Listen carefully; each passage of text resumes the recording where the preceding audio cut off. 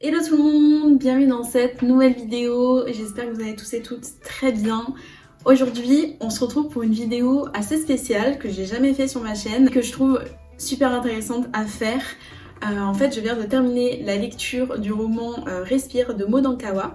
Je vous en ai parlé dans une de mes précédentes vidéos quand je vous présente ma pile à lire pour 2025. C'est donc le premier livre que j'ai lu en 2025, que j'ai maintenant terminé.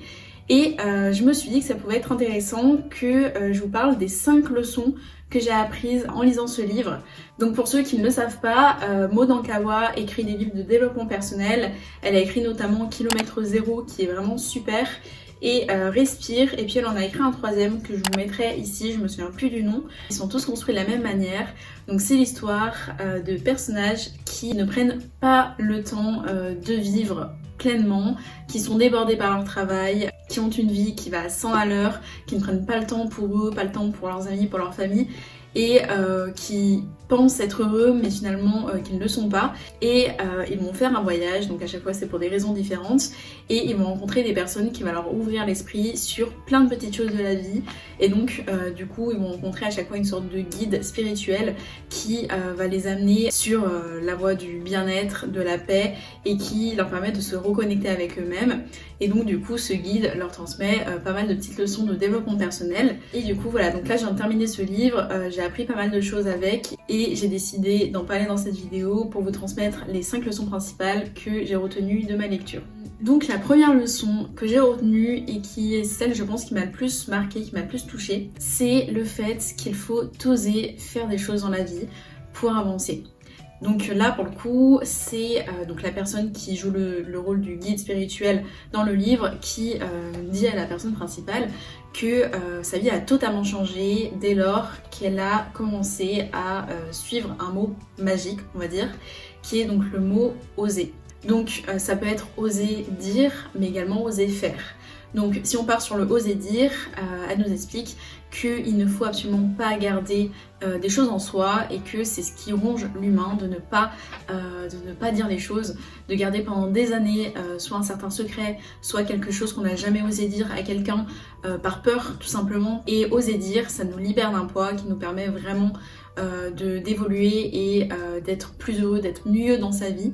Donc ça peut être oser dire, donc là pour le personnage c'est le cas, oser dire quelque chose, oser faire le premier pas et régler un souci personnel qu'il a depuis tant d'années pour du coup le libérer d'un poids. Mais ça peut être également oser faire. Je pense qu'il y a beaucoup de personnes qui n'osent pas se lancer dans des projets, ou qui n'osent pas faire quelque chose parce qu'ils ont peur du regard des autres. C'est encore du coup cette peur qui nous freine toujours. Mais pour le coup, une fois qu'on a osé faire la chose, une fois qu'on s'est lancé, ça peut être que plaisant pour la personne. Et puis même si finalement ça ne marche pas, le fait d'avoir osé et de pas avoir gardé en soi cette chose pendant des années, ça permet vraiment d'évoluer personnellement, mentalement, de se sentir mieux, plus en paix, plus en accord avec ses envies. Également, plus on ose, plus on va oser aller encore plus loin ensuite. C'est-à-dire que si aujourd'hui vous osez faire une petite action que vous n'aurez pas osé avant, et bien vous serez déjà content de vous, conscient de ce que ça va vous apporter, et du coup ça vous poussera à oser encore plus, et pour des choses encore plus difficiles après. Voilà, c'est très intéressant de penser comme ça. Ensuite, deuxième leçon qui est beaucoup abordée dans le livre, un peu tout le long du livre, c'est le fait que nous sommes et nous devenons ce que nous percevons et ce que nous croyons. Donc là, on revient un peu au principe de la loi de l'attraction, c'est juste que c'est expliqué différemment. Pour le coup, dans le livre Kilomètre Zéro, le principe de la loi de l'attraction est expliqué un peu scientifiquement, donc j'avais trouvé ça hyper intéressant. Mais pour le coup, ce que Maud Ankawa explique dans le livre, et je suis totalement en accord avec ça, c'est le fait que la manière dont on vit les choses, c'est vraiment la manière dont on décide de vivre les choses. C'est-à-dire que si un événement se passe, c'est totalement libre à vous de prendre la chose bien ou de la prendre mal. Par exemple, vous disputez avec quelqu'un, c'est totalement la manière dont vous allez prendre la chose qui va qui va faire que vous allez être vraiment affecté par cette dispute ou non. C'est-à-dire que si vous décidez d'entrer dans cette dispute et de surenchérir, vous allez évidemment peut-être perdre l'amitié avec cette personne, être vraiment très déçu, être triste. Alors que si vous décidez de finalement prendre cette dispute à la rigolade et de vous dire tout de suite que ce n'est pas important, vous excuser, expliquer à la personne autrement comment vous voyez les choses avec calme, ça va totalement changer la donne. Et ça c'est vrai pour tout, mais dans toutes les situations.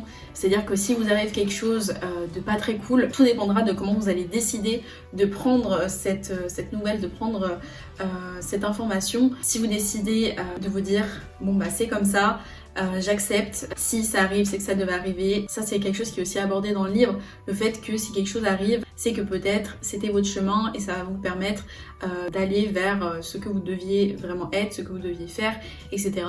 Et bon ça c'est libre à chacun de penser comme ça ou pas. Mais pour le coup, il est vrai que si on décide de prendre les choses positivement, vous ne vivrez pas la chose si mal que si vous décidez de le prendre négativement. Voilà, ça je pense que c'est un principe de base à comprendre et à savoir. Donc voilà, après tout dépend évidemment des situations, mais le principe reste toujours le même. Donc soyez positifs, c'est tout ce que j'avais à dire. Ensuite, la troisième leçon que j'ai retirée de ma lecture, c'est le fait qu'on vit dans un monde interconnecté initialement, mais que l'humain en a voulu autrement et se développe autrement. Je m'explique. En fait, Maud Ankawa parle beaucoup du fait qu'il est absolument nécessaire pour l'humain de se reconnecter à la nature, aux animaux, à la terre, qui est quelque chose qu'on a oublié et auquel on s'est éloigné. Donc elle illustre ça par le personnage principal qui se balade dans une forêt tropicale avec son guide local, et son guide se met à marcher pieds nus. Et du coup, notre personnage principal lui demande mais ça sert à quoi ? Pourquoi vous avez enlevé vos chaussures ? Et il lui explique que de marcher dans la terre sans chaussures permet à l'homme de retirer le trop-plein d'énergie qu'il contient. Et elle illustre ça notamment avec les prises électriques qui sont toujours du coup reliées à la terre pour justement évacuer le trop-plein d'énergie pour éviter de s'électrocuter. Et donc là, ce qu'elle dit, c'est que marcher dans la terre pieds nus, donc en fait être connecté de manière directe en posant son pied sur de la terre, c'est quelque chose qu'on ne peut plus faire parce que du coup on a inventé les chaussures, le caoutchouc. Donc voilà, c'est cette idée-là que l'autrice voulait exprimer, le fait que l'humain est fait pour être connecté à la nature et que c'est un élément indispensable pour se sentir heureux, bien dans son corps et en paix. Donc voilà pour ce troisième point. On continue avec la quatrième leçon que nous apprend ce livre, qui nous fait comprendre qu'il est également important pour l'humain de se reconnecter aux autres. Donc là je parlais de la reconnexion à la nature, à l'environnement, à la planète en général, mais il ne faut pas oublier un point très important également, qui est que l'humain est un être social, a besoin de vivre en communauté, a besoin de vivre avec les autres. Et du coup c'est ce qu'elle explique et c'est ce qu'elle exprime tout au long du livre, par la reconnexion avec les autres que va vivre Malo et du bienfait qu'il ressent grâce à ça. Donc on est toujours dans cette idée de l'interconnexion, du fait qu'il faut voir la vie comme une unité et non comme nous séparés du reste du monde, et du coup apprendre à vivre avec les autres. Pareil, donc c'est quelque chose que notre personnage principal s'était éloigné à cause de peur, à cause de son travail et d'autres raisons personnelles, qui fait qu'il travaillait bien sûr avec des gens, il était entouré de gens dans la société, mais c'est des rencontres brèves, courtes, qui ont un but sur le moment, travailler avec la personne pour atteindre un projet, mais qui ne sont pas profondes et qui n'apportent rien finalement à Malo. Et donc notre guide spirituel exprime que c'est nécessaire de se reconnecter aux autres pour changer, pour évoluer et être plus heureux tout simplement et être plus humain, d'offrir aux autres votre temps, vos services, vos conseils sans rien attendre en retour. Et c'est dans ces moments-là où Malo a juste fait des actions par pur plaisir d'aider les autres, qu'il va se sentir pleinement vivant, pleinement heureux. Donc c'est un point très important du livre que je voulais soulever, également pour nous faire réfléchir que parfois on est tellement absorbé par notre travail et par nos activités qu'on prend même pas le temps de passer du temps avec les autres et c'est quelque chose aussi que je me rends compte, mais quand du coup on passe ce temps avec les autres, on se rend compte que ça nous apporte énormément et que finalement on est hyper content de l'avoir fait et que ça nous ressource un peu. On est fait pour rigoler, on est fait pour discuter, pour s'apporter l'un et l'autre. Donc voilà, c'est un point que j'ai trouvé très vrai dans le livre.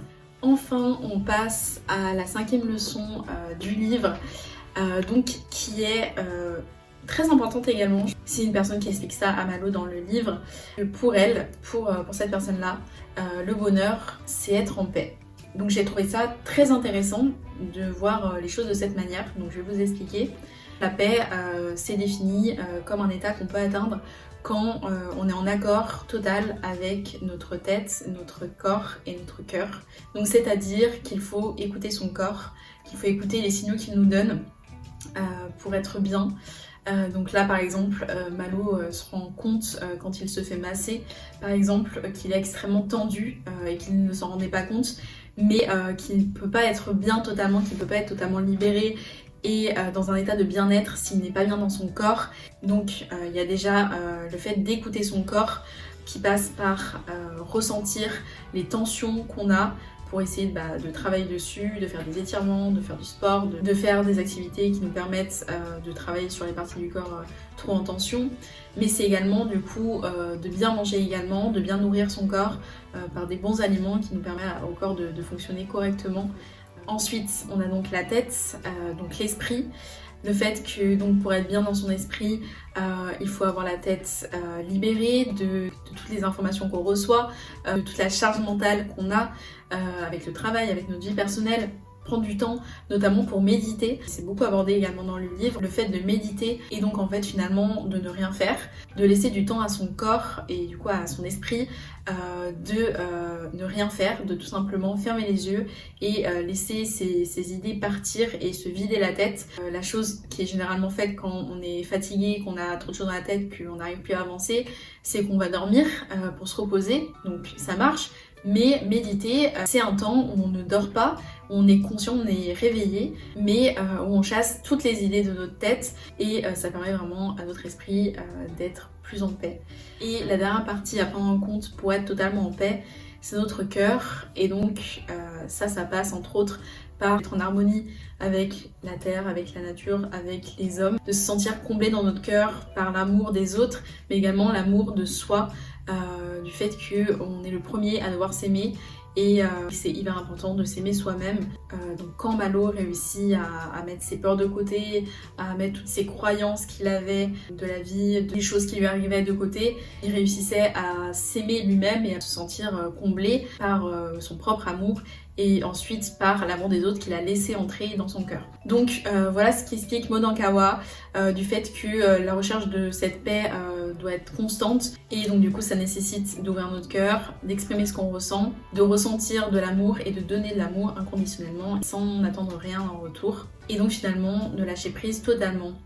Donc voilà pour cette 5e et dernière leçon que j'ai apprise à travers ce livre.